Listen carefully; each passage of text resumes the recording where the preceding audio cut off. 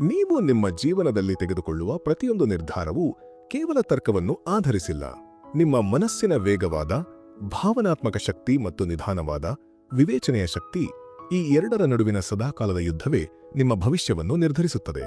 ಈ ಎರಡು ಚಿಂತನಾ ವ್ಯವಸ್ಥೆಗಳನ್ನು ಅರಿತುಕೊಳ್ಳುವುದರ ಮೂಲಕ ನಿಮ್ಮ ಜೀವನದ ಗುಣಮಟ್ಟವನ್ನು ಆಮೂಲಾಗ್ರವಾಗಿ ಹೇಗೆ ಬದಲಾಯಿಸಬಹುದು ಎಂಬುದನ್ನು ಈಗ ನಾವು ವಿವರಿಸುತ್ತೇವೆ. ನಮಸ್ಕಾರ ಸ್ನೇಹಿತರೆ, ನಿಮ್ಮೆಲ್ಲರನ್ನೂ ಆಡಿಯೋ ಇನ್ಸೈಟ್ಸ್ಗೆ ಆತ್ಮೀಯವಾಗಿ ಸ್ವಾಗತಿಸುತ್ತೇವೆ. ಜ್ಞಾನದ ಮತ್ತು ಆಳವಾದ ತಿಳುವಳಿಕೆಯ ಹಾದಿಯಲ್ಲಿ ಸಾಗುವ ನಿಮ್ಮ ಪ್ರೀತಿಯ ಒಡನಾಡಿಗಳಾಗಿ ನಾವು ಇಂದಿನ ನಮ್ಮ ಸಂಚಿಕೆಯಲ್ಲಿ ಮಾನವ ಮನಸ್ಸಿನ ಕಾರ್ಯವಿಧಾನದ ಕುರಿತ ಒಂದು ಅಸಾಧಾರಣ ಕೃತಿಯ ಬಗ್ಗೆ ಚರ್ಚಿಸಲಿದ್ದೇವೆ. ಅದುವೇ ನೊಬೆಲ್ ಪ್ರಶಸ್ತಿ ಪುರಸ್ಕೃತ ಡೇನಿಯಲ್ ಕಾಹ್ನೆಮನ್ ಅವರು ರಚಿಸಿದ ಥಿಂಕಿಂಗ್ ಫಾಸ್ಟ್ ಅಂಡ್ ಸ್ಲೋ, ವೇಗವಾಗಿ ಮತ್ತು ನಿಧಾನವಾಗಿ ಯೋಚಿಸುವುದು. ಈ ಪುಸ್ತಕವು ಕೇವಲ ಓದುವ ವಿಷಯವಲ್ಲ, ಬದಲಿಗೆ ಇದು ನಿಮ್ಮ ಮನಸ್ಸಿನ ಕನ್ನಡಿ. ನಾವು ಹೇಗೆ ಯೋಚಿಸುತ್ತೇವೆ, ನಾವು ಏಕೆ ತಪ್ಪುಗಳನ್ನು ಮಾಡುತ್ತೇವೆ ಮತ್ತು ನಮ್ಮ ನಿರ್ಧಾರಗಳ ನಿಜವಾದ ಆಧಾರ ಏನು ಎಂಬುದರ ಕುರಿತು ಇದು ಪ್ರಬಲವಾದ ಒಳನೋಟಗಳನ್ನು ನೀಡುತ್ತದೆ. ಡೇನಿಯಲ್ ಕಾಹ್ನೆಮನ್ ಅವರು ಇಸ್ರೇಲ್ನಲ್ಲಿ ಜನಿಸಿ ಬೆಳೆದು ಫ್ರಾನ್ಸ್ನಲ್ಲಿ ತಮ್ಮ ಆರಂಭಿಕ ಶಿಕ್ಷಣವನ್ನು ಪಡೆದರು. ಮನೋವಿಜ್ಞಾನದಲ್ಲಿ ಸ್ನಾತಕೋತ್ತರ ಪದವಿ ಪಡೆದ ನಂತರ ಅವರು ಸೈಕಲಾಜಿಕಲ್ ಕಾರ್ಪ್ಸ್ನ ಮನೋವಿಜ್ಞಾನ ವಿಭಾಗದಲ್ಲಿ ಕೆಲಸ ಮಾಡಲು ಪ್ರಾರಂಭಿಸಿದರು. ನಂತರ ಅವರು ಮನೋವಿಜ್ಞಾನದಲ್ಲಿ ಪಿಎಚ್ಡಿ ಪೂರ್ಣಗೊಳಿಸಲು ಅಮೆರಿಕಾಗೆ ಪ್ರಯಾಣಿಸಿದರು ಮತ್ತು ಅಲ್ಲಿಂದೀಚೆಗೆ ಮನೋವಿಜ್ಞಾನ ಮತ್ತು ಅರ್ಥಶಾಸ್ತ್ರ ಕ್ಷೇತ್ರದಲ್ಲಿ ಅವರ ಮಹತ್ತರವಾದ ಕೊಡುಗೆಗಾಗಿ ಅವರಿಗೆ ಪ್ರತಿಷ್ಠಿತ ನೊಬೆಲ್ ಪ್ರಶಸ್ತಿಯನ್ನು ಸಹ ನೀಡಿ ಗೌರವಿಸಲಾಗಿದೆ. ಈ ವಿಡಿಯೋ ನಿಮ್ಮ ಅನುಕೂಲಕ್ಕಾಗಿ ಪುಸ್ತಕದ ಮೂಲ ಸ್ವರೂಪವನ್ನು ಅನುಸರಿಸುತ್ತದೆ. ಇದರಲ್ಲಿ 5 ಪ್ರಮುಖ ಭಾಗಗಳನ್ನು ವಿವರವಾಗಿ ಚರ್ಚಿಸಲಾಗುವುದು. ಮೊದಲ ಭಾಗವು ನಮ್ಮ ಚಿಂತನೆಯ 2 ವಿಧಾನಗಳನ್ನು ವಿಶ್ಲೇಷಿಸುತ್ತದೆ. ಎರಡನೇ ಭಾಗದಲ್ಲಿ ನಮ್ಮ ತೀರ್ಪುಗಳನ್ನು ವಿರೂಪಗೊಳಿಸುವ ಪ್ರಮುಖ ಮಾನಸಿಕ ಶಾರ್ಟ್ಕಟ್ಗಳು, ಹ್ಯೂರಿಸ್ಟಿಕ್ಸ್ ಮತ್ತು ಪಕ್ಷಪಾತಗಳನ್ನು ಬಯಸಸ್ ಚರ್ಚಿಸುತ್ತೇವೆ. ಮೂರನೇ ಮತ್ತು ನಾಲ್ಕನೇ ಭಾಗಗಳಲ್ಲಿ ಅತಿಯಾದ ಆತ್ಮವಿಶ್ವಾಸ ಮತ್ತು ನಮ್ಮ ಆಯ್ಕೆಗಳ ತರ್ಕವನ್ನು ಸಾರಾಂಶಗೊಳಿಸಲಾಗಿದೆ. ಮತ್ತು ಅಂತಿಮ 5ನೇ ಭಾಗದಲ್ಲಿ ನಮ್ಮ 2 ಸ್ವಭಾವಗಳ ಅಥವಾ 2 ವ್ಯಕ್ತಿತ್ವಗಳ ಕಲ್ಪನೆಯನ್ನು ಆಳವಾಗಿ ವಿಶ್ಲೇಷಿಸಲಾಗುವುದು. ಈ ವಿವರವಾದ ವಿಶ್ಲೇಷಣೆಯು ನಿಮ್ಮೆಲ್ಲರ ತಿಳುವಳಿಕೆಯನ್ನು ಹೆಚ್ಚಿಸುತ್ತದೆ ಎಂದು ನಾವು ನಂಬುತ್ತೇವೆ. ಭಾಗ 1, ಚಿಂತನೆಯ 2 ವ್ಯವಸ್ಥೆಗಳು, 2 ಸಿಸ್ಟಮ್ಸ್ ಆಫ್ ಥಾಟ್. ಪ್ರೀತಿಯ ವೀಕ್ಷಕರೇ, ನಮ್ಮ ಮೆದುಳು ಕಾರ್ಯನಿರ್ವಹಿಸುವ ರೀತಿಯಲ್ಲಿ 2 ಪ್ರಮುಖ ವ್ಯವಸ್ಥೆಗಳಿವೆ ಎಂದು ಕಾಹ್ನೆಮನ್ ಅವರು ವಿವರಿಸುತ್ತಾರೆ. ಯಾವುದೇ ಒಂದು ನಿರ್ದಿಷ್ಟ ಕಾರ್ಯ ಅಥವಾ ನಿರ್ಧಾರವನ್ನು ತೆಗೆದುಕೊಳ್ಳುವಾಗ ಈ 2 ವ್ಯವಸ್ಥೆಗಳು ವಿಭಿನ್ನವಾಗಿ ಪ್ರತಿಕ್ರಿಯಿಸುತ್ತವೆ. ವ್ಯವಸ್ಥೆ 1, ವೇಗದ ಯೋಚನೆ. ವ್ಯವಸ್ಥೆ 1 ಅಥವಾ ಸಿಸ್ಟಮ್ 1 ಎಂದರೆ ವೇಗವಾದ ಚಿಂತನೆಯ ವ್ಯವಸ್ಥೆ. ಇದು ಸಂಪೂರ್ಣವಾಗಿ ಸ್ವಯಂಚಾಲಿತವಾಗಿದೆ ಮತ್ತು ಬಹಳ ವೇಗವಾಗಿ ಕಾರ್ಯನಿರ್ವಹಿಸುತ್ತದೆ. ಇಲ್ಲಿ ಚಿಂತನೆಯು ಶೀಘ್ರವಾಗಿ ನಡೆಯುತ್ತದೆ ಮತ್ತು ಇದರ ಮೇಲೆ ಮನುಷ್ಯನ ಅರಿವಿನ ನಿಯಂತ್ರಣ ಇರುವುದಿಲ್ಲ. ನಾವು ಅಂದುಕೊಂಡಿದ್ದಕ್ಕಿಂತಲೂ ಹೆಚ್ಚು ಪ್ರಭಾವಶಾಲಿಯಾಗಿರುವ ಈ ವ್ಯವಸ್ಥೆ 1 ನಮ್ಮ ವಿಶ್ವಾಸಾರ್ಹತೆ, ತೀರ್ಪುಗಳು ಮತ್ತು ಪ್ರತಿಕ್ರಿಯೆಗಳ ಮೇಲೆ ತೀವ್ರವಾದ ಪರಿಣಾಮ ಬೀರುತ್ತದೆ. ಈ ವ್ಯವಸ್ಥೆ ಹೇಗೆ ಕೆಲಸ ಮಾಡುತ್ತದೆ ಎಂಬುದಕ್ಕೆ ಕೆಲವು ಸರಳ ಉದಾಹರಣೆಗಳನ್ನು ಗಮನಿಸಿ. 1, 2 ಜೊತೆಗೆ 2 ಎಂದರೆ ಎಷ್ಟು ಎಂಬ ಸರಳ ಪ್ರಶ್ನೆಗೆ ಉತ್ತರಿಸುವುದು. ನಿಮ್ಮ ತಾರ್ಕಿಕ ಮನಸ್ಸು ಹೆಚ್ಚು ಶ್ರಮಪಡುವ ಮೊದಲೇ ಉತ್ತರ 4 ಎಂದು ತಕ್ಷಣ ಗೋಚರಿಸುತ್ತದೆ. 2, ಬ್ರೆಡ್ ಜೊತೆಗೆ ಸಾಮಾನ್ಯವಾಗಿ ಏನು ಬರುತ್ತದೆ ಎಂದು ಕೇಳಿದಾಗ ನಿಮ್ಮ ಮನಸ್ಸಿನಲ್ಲಿ ತಕ್ಷಣ ಬಟರ್ ಎಂಬ ಪದ ಮೂಡುತ್ತದೆ. 3, ನೀವು ಭಯಾನಕ ಮುಖಭಾವದ ವ್ಯಕ್ತಿಯನ್ನು ನೋಡಿದಾಗ ಆ ವ್ಯಕ್ತಿ ಅಪಾಯಕಾರಿ ಎಂದು ತಕ್ಷಣದ ತೀರ್ಮಾನಕ್ಕೆ ಬರುವುದು ಈ ವ್ಯವಸ್ಥೆ 1ರ ಕೆಲಸ. ಉತ್ತಮ ತರಬೇತಿಯ ನಂತರ ವ್ಯವಸ್ಥೆ 1 ಸ್ವಯಂಚಾಲಿತವಾಗಿ ಶಾಲಾ ಪ್ರತಿಕ್ರಿಯೆಗಳು ಮತ್ತು ಉದ್ದೇಶಗಳನ್ನು ಉತ್ಪಾದಿಸುತ್ತದೆ. ಇದು ನೆನಪುಗಳಲ್ಲಿ ಸಕ್ರಿಯಗೊಂಡಿರುವ ಕಲ್ಪನೆಗಳ ಒಂದು ಮಾದರಿಯನ್ನು ಸೃಷ್ಟಿಸುತ್ತದೆ. ಇದರ ಪ್ರಮುಖ ಕಾರ್ಯವೆಂದರೆ ಸತ್ಯ, ನಂಬಿಕೆ ಮತ್ತು ಸಂಭವನೀಯತೆಯ ಭ್ರಮೆಯನ್ನು ತಕ್ಷಣವೇ ಮತ್ತು ಸಹಜವಾಗಿ ಜೋಡಿಸುವುದು. ಈ ಪ್ರಕ್ರಿಯೆಯು ಬಹಳ ಕಡಿಮೆ ಮಾನಸಿಕ ಶ್ರಮವನ್ನು ಬಳಸುತ್ತದೆ. ವ್ಯವಸ್ಥೆ 2, ನಿಧಾನವಾದ ಯೋಚನೆ. ವ್ಯವಸ್ಥೆ 2 ಅಥವಾ ಸಿಸ್ಟಮ್ 2 ಹೆಚ್ಚು ವಿವೇಚನೆಯುಳ್ಳ ಮತ್ತು ನಿಧಾನವಾದ ಚಿಂತನೆಯ ವ್ಯವಸ್ಥೆ. ಇದು ಬಹಳಷ್ಟು ಆಳವಾದ ಯೋಚನೆಯನ್ನು ಒಳಗೊಂಡಿರುತ್ತದೆ.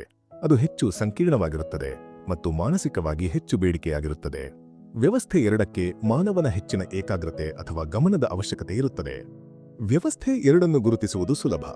ಯಾವಾಗ ನೀವು ಒಂದು ನಿರ್ದಿಷ್ಟ ನಿರ್ಧಾರ ತೆಗೆದುಕೊಳ್ಳುತ್ತೀರೋ ಅಥವಾ ಒಂದು ಆಯ್ಕೆ ಮಾಡುತ್ತೀರೋ, ಆಗ ನಿಮ್ಮ ವೈಯಕ್ತಿಕ ಕಾರಣಗಳು ಮತ್ತು ನಂಬಿಕೆಗಳು ಮಧ್ಯಪ್ರವೇಶಿಸುತ್ತವೆ.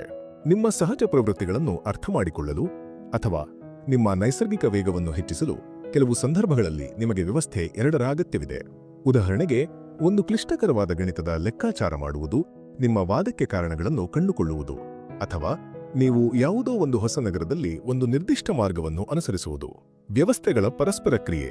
ಮೊದಲ ನೋಟಕ್ಕೆ ವ್ಯವಸ್ಥೆ 2 ಪ್ರಬಲವಾದ ವ್ಯವಸ್ಥೆಯಂತೆ ಕಾಣಿಸಬಹುದು, ಏಕೆಂದರೆ ಎಲ್ಲಾ ಪ್ರಮುಖ ಮತ್ತು ತಾರ್ಕಿಕ ನಿರ್ಧಾರಗಳನ್ನು ತೆಗೆದುಕೊಳ್ಳುವ ಜವಾಬ್ದಾರಿ ಅದರ ಮೇಲಿರುತ್ತದೆ. ಆದರೆ ವಾಸ್ತವದಲ್ಲಿ ವ್ಯವಸ್ಥೆ ಒಂದು ಮುಖ್ಯವಾಹಿನಿಯಲ್ಲಿದೆ. ವ್ಯವಸ್ಥೆ ಒಂದು ಬಹಳ ವೇಗವಾಗಿ ಪ್ರತಿಕ್ರಿಯಿಸುವುದರಿಂದ ಅದು ಸಾಮಾನ್ಯವಾಗಿ ತೊಂದರೆಗೆ ಸಿಲುಕುತ್ತದೆ ಮತ್ತು ಅದು ತನ್ನ ಕಾರ್ಯವನ್ನು ನಿರ್ವಹಿಸಲು ಸಾಧ್ಯವಾಗದಿದ್ದಾಗ ಅಥವಾ ಹೆಚ್ಚು ಒತ್ತಡಕ್ಕೆ ಒಳಗಾದಾಗ ಆಗ ವ್ಯವಸ್ಥೆ 2 ಬೆಂಬಲಕ್ಕೆ ಬರುತ್ತದೆ. ಒಂದು ಪರಿಸ್ಥಿತಿಯು ವ್ಯವಸ್ಥೆ ಒಂದು ನಿರ್ವಹಿಸುವುದಕ್ಕಿಂತ ಹೆಚ್ಚಿನ ಏಕಾಗ್ರತೆಯನ್ನು ಅಥವಾ ವಿವೇಚನೆಯನ್ನು ಬಯಸಿದಾಗ ವ್ಯವಸ್ಥೆ 2 ಕಾರ್ಯವನ್ನು ಪ್ರಾರಂಭಿಸುತ್ತದೆ. ವ್ಯವಸ್ಥೆ ಒಂದು ಪ್ರಚೋದಿಸುವ ಆಯ್ಕೆಗಳು ಮತ್ತು ಕ್ರಿಯೆಗಳತ್ತ ವ್ಯವಸ್ಥೆ 2 ಗಮನ ನೀಡುತ್ತದೆ. ಇದು ಕೇವಲ ಗಮನ ನೀಡುವ ಕೆಲಸ ಮಾತ್ರ ಮಾಡುವುದಿಲ್ಲ, ಬದಲಿಗೆ ಅವುಗಳನ್ನು ನಿಯಂತ್ರಿಸುವ, ಹೆಚ್ಚಿಸುವ ಅಥವಾ ಬದಲಾಯಿಸುವ ಮೂಲಕ ಕಾರ್ಯವನ್ನು ನಿರ್ವಹಿಸುತ್ತದೆ. ಈ 2 ವ್ಯವಸ್ಥೆಗಳ ನಡುವಿನ ಪ್ರಮುಖ ವ್ಯತ್ಯಾಸವೆಂದರೆ ಸಂಶಯವನ್ನು ವ್ಯಕ್ತಪಡಿಸುವ ಸಾಮರ್ಥ್ಯ. ವ್ಯವಸ್ಥೆ ಒಂದು ಎಂದಿಗೂ ಸಂಶಯವನ್ನು ಅನುಭವಿಸಲು ಸಾಧ್ಯವಿಲ್ಲ. ಅದು ತಕ್ಷಣದ ತೀರ್ಮಾನಗಳಿಗೆ ಜಿಗಿಯುತ್ತದೆ. ಆದರೆ ವ್ಯವಸ್ಥೆ 2 ಸಂಶಯ ಅಥವಾ ಅನುಮಾನಗಳನ್ನು ಅನುಭವಿಸುವ ಸಾಮರ್ಥ್ಯವನ್ನು ಹೊಂದಿದೆ, ಏಕೆಂದರೆ ವ್ಯವಸ್ಥೆ 2 ಒಂದೇ ರೀತಿಯಲ್ಲದ 2 ಆಯ್ಕೆಗಳೊಂದಿಗೆ ಕೆಲಸ ಮಾಡಲು ಅವಕಾಶ ನೀಡುತ್ತದೆ. ಈ 2 ವ್ಯವಸ್ಥೆಗಳ ಸಂಬಂಧವನ್ನು ನಾವು ನಿಧಾನವಾದ ಮತ್ತು ತರ್ಕಬದ್ಧವಾದ ನಿರ್ಧಾರಗಳನ್ನು ತೆಗೆದುಕೊಳ್ಳುವ ವ್ಯವಸ್ಥೆ 2 ಮತ್ತು ಯಾದೃಚ್ಛಿಕ ಪ್ರವೇಶದೊಂದಿಗೆ ಸ್ವಯಂಚಾಲಿತ ಮಾನಸಿಕ ಶಾರ್ಟ್ಕಟ್ಗಳನ್ನು ಪ್ರದರ್ಶಿಸುವ ವ್ಯವಸ್ಥೆ 1ರ ಮೂಲಕ ನೋಡಬಹುದು. ಭಾಗ 2: ಮಾನಸಿಕ ಶಾರ್ಟ್ಕಟ್ಗಳು ಮತ್ತು ಪಕ್ಷಪಾತಗಳು, ಹ್ಯೂರಿಸ್ಟಿಕ್ಸ್ ಅಂಡ್ ಬಯಾಸಸ್. ವ್ಯವಸ್ಥೆ 1ರ ವೇಗ ಮತ್ತು ಸ್ವಯಂಚಾಲಿತ ಸ್ವರೂಪದಿಂದಾಗಿ ನಾವು ಆಗಾಗ್ಗೆ ಹ್ಯೂರಿಸ್ಟಿಕ್ಸ್ ಅಥವಾ ಮಾನಸಿಕ ಶಾರ್ಟ್ಕಟ್ಗಳನ್ನು ಬಳಸುತ್ತೇವೆ. ಇವು ನಿರ್ಧಾರಗಳನ್ನು ವೇಗಗೊಳಿಸಲು ಸಹಾಯ ಮಾಡಬಹುದು, ಆದರೆ ಅವು ಗಂಭೀರ ಪಕ್ಷಪಾತಗಳಿಗೆ ಕಾರಣವಾಗಬಹುದು. ಆಂಕರಿಂಗ್ ಎಫೆಕ್ಟ್, ಲಂಗರು ಪರಿಣಾಮ. ಆಂಕರಿಂಗ್ ಪರಿಣಾಮ ಎಂದರೆ ಜನರು ಅಪರಿಚಿತ ಪ್ರಮಾಣವನ್ನು ಅಂದಾಜು ಮಾಡುವ ಮೊದಲು ಒಂದು ನಿರ್ದಿಷ್ಟ ಮೌಲ್ಯದ ಕಲ್ಪನೆಯನ್ನು ತಮ್ಮ ಮನಸ್ಸಿನಲ್ಲಿ ಇರಿಸಿಕೊಂಡಾಗ ಅದು ಸಂಭವಿಸುತ್ತದೆ. ಪ್ರತಿ ವ್ಯವಸ್ಥೆಯು ವಿಭಿನ್ನ ರೀತಿಯ ಪ್ರತಿಕ್ರಿಯೆಗಳನ್ನು ಉತ್ಪಾದಿಸುತ್ತದೆ. ಈ ಆಂಕರಿಂಗ್ ಪರಿಣಾಮವು ವ್ಯವಸ್ಥೆ 1ರ ಒಂದು ಲಕ್ಷಣವಾದ ತೀರ್ಪಿನ ಮೇಲೆ ಆಧಾರಿತವಾಗಿದೆ. ವ್ಯವಸ್ಥೆ 2 ಬಳಸುವ ಡೇಟಾವು ವ್ಯವಸ್ಥೆ 1ರ ಸ್ವಯಂಚಾಲಿತ ಪ್ರತಿಕ್ರಿಯೆಗಳಿಂದ ಪ್ರಭಾವಿತವಾದ ನೆನಪಿನಿಂದ ಹೊರಬರುತ್ತದೆ. ಇದರರ್ಥ ವ್ಯವಸ್ಥೆ 2ಕ್ಕೆ ಆಂಕರಿಂಗ್ ಪರಿಣಾಮದ ಮೇಲೆ ಯಾವುದೇ ನಿಯಂತ್ರಣ ಇರುವುದಿಲ್ಲ ಅಥವಾ ಅದರ ಬಗ್ಗೆ ಅರಿವು ಇರುವುದಿಲ್ಲ. ಮತ್ತೊಂದು ವಿಷಯವೆಂದರೆ ವ್ಯವಸ್ಥೆ 2 ಪಕ್ಷಪಾತಕ್ಕೆ ಒಳಗಾಗಬಹುದು, ಏಕೆಂದರೆ ಇದು ಇತರ ಮಾಹಿತಿಗಿಂತ ಕೆಲವು ಮಾಹಿತಿಯನ್ನು ಸುಲಭವಾಗಿ ನೆನಪಿನಿಂದ ಪ್ರವೇಶಿಸಲು ಸಾಧ್ಯವಾಗುತ್ತದೆ. ಉದಾಹರಣೆಗೆ, ಒಂದು ನಿರ್ದಿಷ್ಟ ವಿಷಯದ ಬಗ್ಗೆ ನಿಮ್ಮ ಮನಸ್ಸಿಗೆ ಸುಲಭವಾಗಿ ಬರುವ ಉದಾಹರಣೆಗಳ ಲಭ್ಯತೆಯು ವ್ಯವಸ್ಥೆ 1ರಿಂದಾಗಿ ಸಂಭವಿಸುತ್ತದೆ. ಪಕ್ಷಪಾತಗಳನ್ನು ತಪ್ಪಿಸುವುದು. ಪಕ್ಷಪಾತಗಳಿಗೆ ಒಳಗಾಗುವುದನ್ನು ತಪ್ಪಿಸುವುದು ಕಷ್ಟ, ಆದರೆ ತಪ್ಪುಗಳನ್ನು ಮಾಡುವ ಅಪಾಯವನ್ನು ಕಡಿಮೆ ಮಾಡಲು ಇದು ಅತ್ಯಂತ ಅಗತ್ಯವಾಗಿದೆ. ಸುಲಭವಾಗಿ ಮನಸ್ಸಿಗೆ ಬರುವ ಉದಾಹರಣೆಗಳು ವ್ಯವಸ್ಥೆ 1ರಿಂದ ಉಂಟಾಗುತ್ತವೆ ಮತ್ತು ವ್ಯವಸ್ಥೆ 2 ಸಾಮಾನ್ಯವಾಗಿ ಕಾರ್ಯನಿರತವಾಗಿರುವುದರಿಂದ ಆ ವಿಷಯದ ಮೇಲೆ ಸರಿಯಾದ ಗಮನವನ್ನು ಕೇಂದ್ರೀಕರಿಸಲು ವಿಫಲವಾಗುತ್ತದೆ. ಒಂದು ಪ್ರಮುಖ ಸಂಶೋಧನೆಯ ಪ್ರಕಾರ ವ್ಯವಸ್ಥೆ 1ರಿಂದ ಮಾರ್ಗದರ್ಶನ ಪಡೆಯುವ ಜನರು ಹೆಚ್ಚಿನ ಅರಿವಿನ ಜಾಗರೂಕತೆಯಲ್ಲಿರುವವರಿಗಿಂತ ಪಕ್ಷಪಾತಗಳಿಗೆ ಹೆಚ್ಚು ಸೂಕ್ಷ್ಮವಾಗಿರುತ್ತಾರೆ. ಇದರರ್ಥ ನೀವು ವಿಷಯಗಳ ಬಗ್ಗೆ ಹೆಚ್ಚು ಎಚ್ಚರದಿಂದ ಯೋಚಿಸಿದರೆ ಮತ್ತು ನಿಮ್ಮ ಮನಸ್ಸಿನ ವೇಗದ ತೀರ್ಮಾನಗಳನ್ನು ಪ್ರಶ್ನಿಸಿದರೆ ನೀವು ಪಕ್ಷಪಾತಗಳಿಗೆ ಒಳಗಾಗುವ ಸಾಧ್ಯತೆ ಕಡಿಮೆ ಇರುತ್ತದೆ. ಅಪಾಯ ಮತ್ತು ಆತ್ಮವಿಶ್ವಾಸ. ಅಪಾಯವನ್ನು ತೆಗೆದುಕೊಳ್ಳುವ ಪರಿಕಲ್ಪನೆಯು ಮಾನವನ ವಿಸ್ತರಣೆಯಾಗಿದೆ. ಮಾನವರು ಅಪಾಯಗಳನ್ನು, ಭಯವನ್ನು ಮತ್ತು ಅನಿಶ್ಚಿತತೆಯನ್ನು ನಿಭಾಯಿಸಲು ತಮಗಾಗಿಯೇ ಅಪಾಯದ ಕಲ್ಪನೆಯನ್ನು ಸೃಷ್ಟಿಸಿಕೊಂಡಿದ್ದಾರೆ. ವಾಸ್ತವದಲ್ಲಿ ಅಪಾಯದ ಅಥವಾ ನಿಜವಾದ ಅಪಾಯದ ಪರಿಕಲ್ಪನೆಯು ಅಸ್ತಿತ್ವದಲ್ಲಿಲ್ಲ. ತಪ್ಪಾದ ನಿರ್ಧಾರ ತೆಗೆದುಕೊಂಡಾಗ ವ್ಯವಸ್ಥೆ 1 ಮತ್ತು ವ್ಯವಸ್ಥೆ 2 ಸರಿಯಾದ ರೀತಿಯಲ್ಲಿ ಕಾರ್ಯನಿರ್ವಹಿಸುತ್ತಿಲ್ಲ ಎಂದು ಅರ್ಥಮಾಡಿಕೊಳ್ಳಬೇಕು. ವ್ಯವಸ್ಥೆ 1 ತಪ್ಪು ತೀರ್ಮಾನವನ್ನು ಸೂಚಿಸುತ್ತದೆ ಮತ್ತು ವ್ಯವಸ್ಥೆ 2 ಅದನ್ನು ಬೆಂಬಲಿಸಿ ಆ ತೀರ್ಮಾನವನ್ನು ವ್ಯಕ್ತಪಡಿಸುತ್ತದೆ. ವ್ಯವಸ್ಥೆ 2 ವಿಫಲಗೊಳ್ಳುವ ಸಾಮರ್ಥ್ಯವನ್ನು ಹೊಂದಿದೆ ಮತ್ತು ಇದಕ್ಕೆ 2 ಪ್ರಮುಖ ಕಾರಣಗಳಿವೆ: ಅಜ್ಞಾನ ಮತ್ತು ಸೋಮಾರಿತನ. ವ್ಯವಸ್ಥೆ 1 ವಿಪರೀತ ಭವಿಷ್ಯವಾಣಿಗಳನ್ನು ಮಾಡುವ ಪ್ರವೃತ್ತಿಯನ್ನು ಹೊಂದಿದೆ. ಇದು ಪುರಾವೆಗಳ ಬಳಕೆಯಿಲ್ಲದೆ ಅಭಾಗಲಬ್ಧ ತೀರ್ಮಾನಗಳಿಗೆ ಒಗ್ಗಿಕೊಂಡಿರುತ್ತದೆ.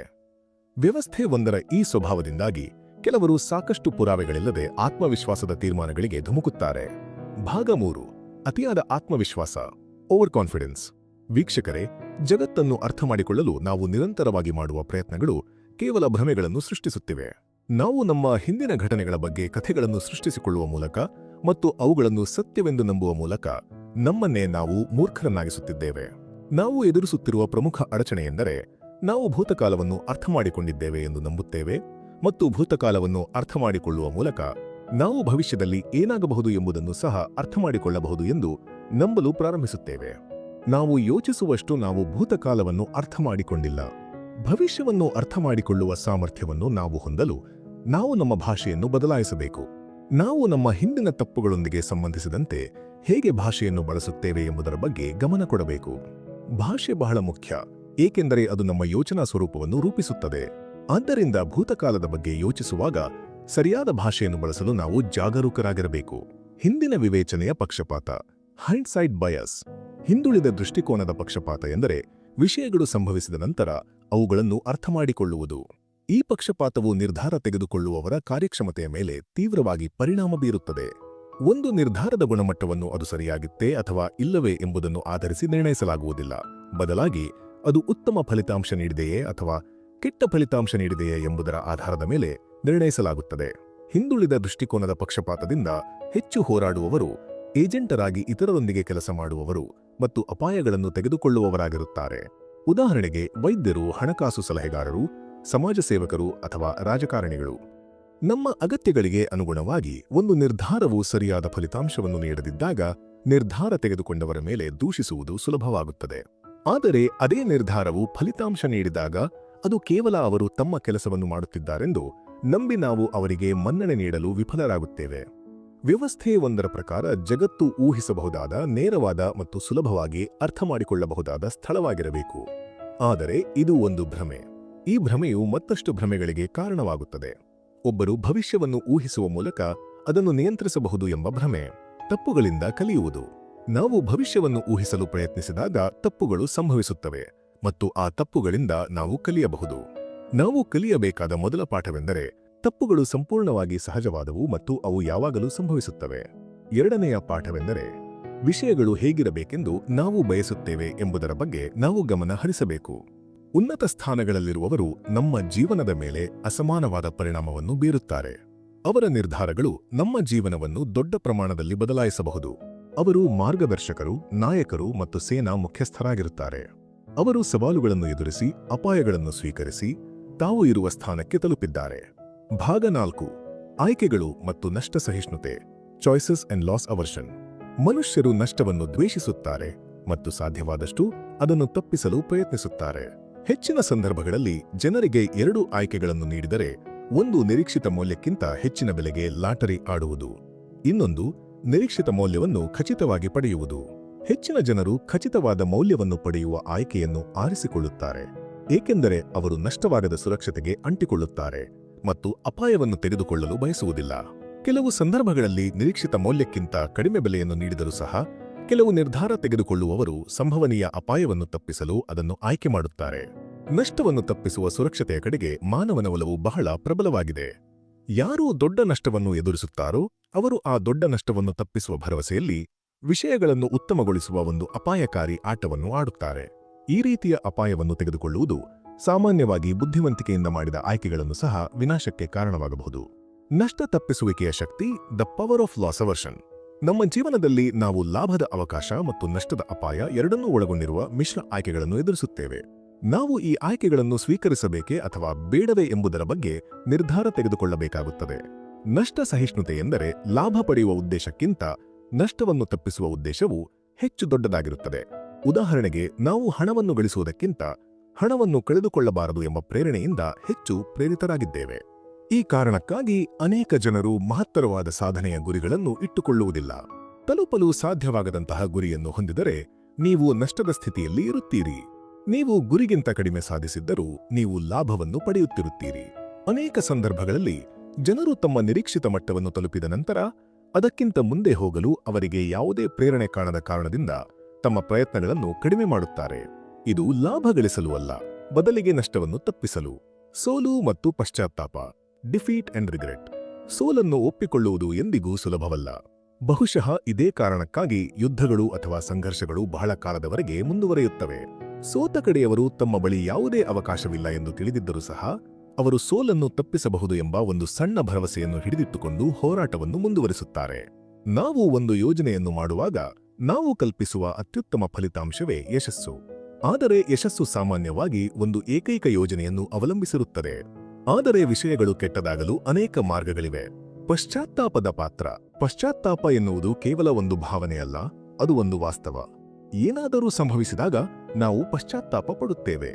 ಈ ಪಶ್ಚಾತ್ತಾಪದ ನಿರೀಕ್ಷೆಯು ನಮ್ಮ ಅನೇಕ ನಿರ್ಧಾರಗಳ ಹಿಂದಿನ ಪ್ರೇರಣೆಯಾಗುತ್ತದೆ. ಭವಿಷ್ಯದಲ್ಲಿ ನಾವು ಪಶ್ಚಾತ್ತಾಪ ಪಡುವಂತಹ ನಿರ್ಧಾರಗಳನ್ನು ತೆಗೆದುಕೊಳ್ಳುವುದನ್ನು ನಾವು ತಪ್ಪಿಸುತ್ತೇವೆ. ಆದರೆ ಈ ಪ್ರವೃತ್ತಿಯಿಂದಾಗಿ ನಾವು ಆಗಾಗ್ಗೆ ಉತ್ತಮ ಅವಕಾಶಗಳನ್ನು ಕಳೆದುಕೊಳ್ಳುತ್ತೇವೆ. ತಮ್ಮ ನಿರ್ಧಾರಗಳ ಬಗ್ಗೆ ಪಶ್ಚಾತ್ತಾಪವು ಅತಿ ಹೆಚ್ಚು ಪ್ರಭಾವ ಬೀರುವ ನಿರ್ಧಾರ ತೆಗೆದುಕೊಳ್ಳುವವರು ಇದು ತಮ್ಮ ಜೀವನದ ಒಂದು ಭಾಗ ಎಂದು ತಿಳಿದಿರುತ್ತಾರೆ ಮತ್ತು ಅವರು ಯಾವಾಗಲೂ ಈ ಆತಂಕದಲ್ಲಿ ಜೀವಿಸುತ್ತಾರೆ. ಈ ಪಶ್ಚಾತ್ತಾಪವು ಶಕ್ತಿಯ ಭಾವನೆಯನ್ನು ನೀಡುತ್ತದೆ ಮತ್ತು ತೆಗೆದುಕೊಂಡ ಯಾವುದೇ ನಿರ್ಧಾರದಲ್ಲಿ ಪ್ರಮುಖ ಪಾತ್ರ ವಹಿಸುತ್ತದೆ. ಭಾಗ 5. 2 ಸ್ವಭಾವಗಳು, ದ 2 ಸೆಲ್ವ್ಸ್. ನಾವೆಲ್ಲರೂ ನಮ್ಮ ನಿರ್ಧಾರಗಳನ್ನು ಸಂಪೂರ್ಣ ವಿವೇಚನೆಯಿಂದ ತೆಗೆದುಕೊಳ್ಳುತ್ತೇವೆ ಎಂದು ಊಹಿಸುವುದು ಸುಲಭ. ಆದರೆ ಹಾಗೆ ಆಗುವುದಿಲ್ಲ. ಅನುಭವದ ಆಧಾರದ ಮೇಲೆ ನಿರ್ಧಾರಗಳನ್ನು ತೆಗೆದುಕೊಳ್ಳುವುದರ ಹೊರತಾಗಿ ನಾವು ಒಂದು ನಿರ್ಧಾರ ತೆಗೆದುಕೊಳ್ಳುವಾಗ ನಮ್ಮ ಖ್ಯಾತಿಯ ಬಗ್ಗೆ ನಾವು ಗಮನಹರಿಸಬೇಕು ಎಂದು ಅನಿವಾರ್ಯವಲ್ಲ. ನಮ್ಮ ನಿರ್ಧಾರಗಳು ಮತ್ತು ಆದ್ಯತೆಗಳು ನೆನಪುಗಳಿಂದ ಪ್ರಭಾವಿತವಾಗುತ್ತವೆ ಮತ್ತು ನೆನಪುಗಳು ಯಾವಾಗಲೂ ನಿಖರವಾಗಿರುವುದಿಲ್ಲ ಎಂಬುದೇ ಇಲ್ಲಿನ ಸಮಸ್ಯೆ. ಅಲ್ಪಾವಧಿಯ ನೆನಪುಗಳು ಸಹ ಸೀಮಿತವಾಗಿರುತ್ತವೆ. 15 ನಿಮಿಷಗಳ ಹಿಂದಿನ ಒಂದು ನೆನಪನ್ನು ಸಹ ವಿಭಿನ್ನವಾಗಿ ನೆನಪಿಸಿಕೊಳ್ಳಬಹುದು ಮತ್ತು ಇದು ನಿಮ್ಮ ನಿರ್ಧಾರ ತೆಗೆದುಕೊಳ್ಳುವಿಕೆಯ ಮೇಲೆ ಪರಿಣಾಮ ಬೀರುತ್ತದೆ. ನೆನಪಿನ ವಿರೂಪತೆ. ನಮ್ಮ ನೆನಪುಗಳು ನಮ್ಮ ನಿರ್ಧಾರಗಳನ್ನು ಹೇಗೆ ದಾರಿ ತಪ್ಪಿಸಬಹುದು ಎಂಬುದಕ್ಕೆ ಒಂದು ಉದಾಹರಣೆಯನ್ನು ಗಮನಿಸಿ. ಒಂದು ವಿಫಲವಾದ ವೈವಾಹಿಕ ಜೀವನವನ್ನು ನೀವು ಹಿಂದಿರುಗಿ ನೋಡಿದಾಗ ನಿಮಗೆ ಕೇವಲ ನಕಾರಾತ್ಮಕ ಆಲೋಚನೆಗಳು, ನೋವು, ವಿಚ್ಛೇದನದ ಪ್ರಕ್ರಿಯೆ ಮತ್ತು ಕಡೆಯ ಕೆಲವು ದಿನಗಳು ಮಾತ್ರ ನೆನಪಿಗೆ ಬರುತ್ತವೆ. ಆದರೆ ನೀವು ಒಟ್ಟಿಗೆ ಕಳೆದ ಸಂತೋಷದ ವರ್ಷಗಳನ್ನು ನೆನಪಿಸಿಕೊಳ್ಳಲು ವಿಫಲರಾಗುತ್ತೀರಿ. ಕೇವಲ ಆ ಅನುಭವವು ದೊಡ್ಡ ವೈಫಲ್ಯದಲ್ಲಿ ಕೊನೆಗೊಂಡಿತು ಎಂದ ಮಾತ್ರಕ್ಕೆ ಸಂಪೂರ್ಣ ಅನುಭವವು ಭಯಾನಕವಾಗಿತ್ತು ಎಂದು ಅರ್ಥವಲ್ಲ. ದುರದೃಷ್ಟವಶಾತ್ ನಾವು ಕೇವಲ ಕೊನೆಯ ಭಾಗಗಳನ್ನು ಮಾತ್ರ ನೆನಪಿಸಿಕೊಳ್ಳಲು ಸಾಧ್ಯವಾಗುತ್ತದೆ ಮತ್ತು ಇದೇ ನಮ್ಮ ಭವಿಷ್ಯದ ನಿರ್ಧಾರಗಳನ್ನು ತೆಗೆದುಕೊಳ್ಳಲು ಸಹಾಯ ಮಾಡುತ್ತದೆ. ಭಾವನೆಗಳು ಮತ್ತು ಯೋಗಕ್ಷೇಮ, ಇಮೋಷನ್ಸ್ ಅಂಡ್ ವೆಲ್ ಬೀಯಿಂಗ್.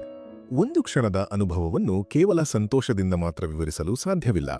ಧನಾತ್ಮಕ ಭಾವನೆಗಳ ಇನ್ನೂ ಅನೇಕ ರೂಪಗಳಿವೆ, ಅವುಗಳಲ್ಲಿ ಪ್ರೀತಿಯೂ ಸೇರಿದೆ.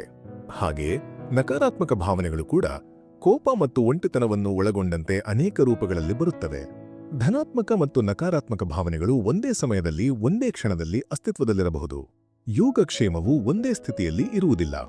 ಯಾರೊಬ್ಬರ ಮನಸ್ಥಿತಿಯ ಮೇಲೆ ಪರಿಣಾಮ ಬೀರುವ ಅನೇಕ ಅಂಶಗಳಿವೆ. ಯೋಗಕ್ಷೇಮದ ವ್ಯಾಖ್ಯಾನವು ದಿನದಲ್ಲಿ ಹಲವು ಬಾರಿ ಬದಲಾಗಬಹುದು. ನೀವು ಪ್ರಸ್ತುತ ಎದುರಿಸುತ್ತಿರುವ ಯಾವುದೇ ಸಂಕಷ್ಟವು ನಿಮ್ಮ ಮನಸ್ಥಿತಿಯ ಮೇಲೆ ಆಳವಾದ ಪರಿಣಾಮ ಬೀರುತ್ತದೆ. ಇತರ ಜನರು ಏನನ್ನು ಬಯಸುತ್ತಾರೆ ಎಂಬುದನ್ನು ಕಡೆಗಣಿಸುವ ಯೋಗಕ್ಷೇಮದ ಕಲ್ಪನೆಯನ್ನು ನಾವು ಅಳವಡಿಸಿಕೊಳ್ಳಲು ಸಾಧ್ಯವಿಲ್ಲ. ಅದೇ ರೀತಿ ಇತರ ಜನರು ಹೇಗೆ ಭಾವಿಸುತ್ತಾರೆ ಎಂಬುದನ್ನು ಸಂಪೂರ್ಣವಾಗಿ ಕಡೆಗಣಿಸುವ ಕಲ್ಪನೆಯೂ ಸಹ ಸರಿಯಲ್ಲ.